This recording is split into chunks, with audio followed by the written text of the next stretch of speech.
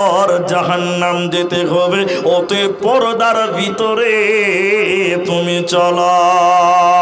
বোরকা পরে চলো মা বোন বোরকা পরে চলো মা বোন সদা সর্বদা ঈমান আমল সব হারাবে দেখলে বেগানায় মা বোন ঈমান আমল সব হারাবে দেখলে বেগানায় স্কুল কলেজ কুটুম বাড়ি যাইতে যদি চাও ঘর হতে বের হওয়ার আগে বোরকা পরে নাও আপনজনের সঙ্গে নিবে আপনজনের সঙ্গে যাবে যাইবে না একা ঈমান আমল সব হারাবে দেখলে বেগানায় মা বোন ঈমান আমল সব হারাবে দেখলে বেগানায় অতএব মায়েরা আমার বোনেরা আমার তুমি যদি পর্দার ভিতরে থাকো আল্লাহ তোমার মর্যাদা আমি যেটা বলতে চেয়েছি সেদিকে দেখেন এদিকে দেখেন কাপড় পরার পরে যে মেয়েটা উলঙ্গ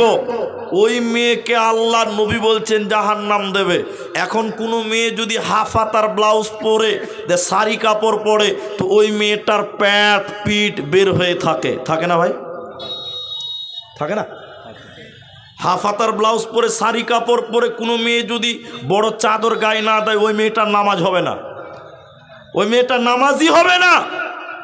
যদি কোনো মেয়ে হাফ হাতার ব্লাউজ পরে শাড়ি পরে নামাজ পড়ে লাই শুধু এইটুকুতে নামাজ হবে না হবে উপরে লম্বা চাদর গায়ে দিতে হবে কারণ প্যাট পিঠ এগুলো সব ঢেকে নামাজ পড়তে হবে এগুলো সতরের মধ্যে অন্তর্ভুক্ত এখনকার মেয়েরা কাপড় পরেছে সয়া পরেছে ব্লাউজ পরেছে শাড়ি পরেছে এরপরও মেয়েদের প্যাট পিঠ দেখতে পাওয়া যায় না ভাই আরে আপনাকে কি বলবো 1.5 মিটার কাপড়ে ব্লাউজ বানিয়েছে মেয়েটা 1.5 মিটার কাপড়ে ব্লাউজ বানিয়েছে দিওরজি যে কত হারামখোর পুরো পিঠটাকে একদম চাঁদের মতন কেটে ফেলে দিয়েছে দেখেননি আপনারা হ্যাঁ পিঠটাতে খালি ফিতে ঝুলছে একটা ফিতে ঝুলছে শাড়ি পরলো ব্লাউজ পরলো পিঠ উদাম নবী বললেন কাপড় পরার পরে উলঙ্গ এই নারীটাই হলো উলঙ্গ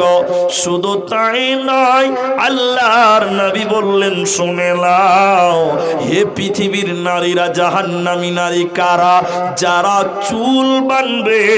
খোপা বানবে ঝুঁটি বানবে কেমন করে বানবে উটের কুচের মতন উঁচু করে যারা ঝুঁটি বানবে চুল বানবে যে মেয়ে ওই মেয়েদেরকে আল্লাহ জাহান্নাম দেবে জান্নাত তো দূরের কথা জান্নাতের ঘ্রাণও আল্লাহ দিবে না এই মেয়েদেরকে জাহান্নাম দিতে হবে অতএব পর্দায় না চললে ইহকালে নাকাম হবে আর মরার